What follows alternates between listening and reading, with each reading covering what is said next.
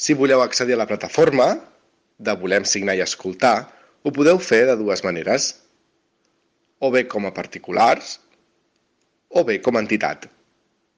Si ho feu com a particular, haureu d'accedir a la pàgina web i a la part superior veureu que hi ha diverses pestanyetes. Doncs bé, les dues últimes hi ha una que fica particular. L'obriu, introduïu les dades personals i seguidament li doneu a enviar. Tanmateix, si ho feu com a entitat, heu de seguir el mateix procediment, donar-hi la pestanyeta d'entitats, omplir les dades a enviar.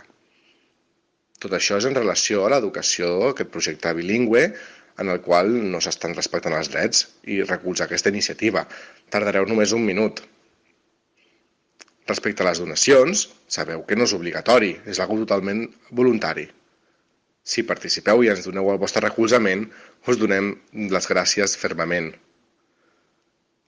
L'objectiu de tot això és en relació a la problemàtica de l'educació bilingüe i com els CREDAS de Catalunya i la Generalitat, en concret el Departament d'Educació, vulneren la llengua de signes catalana d'una manera molt greu i per tant no hi estem disposats.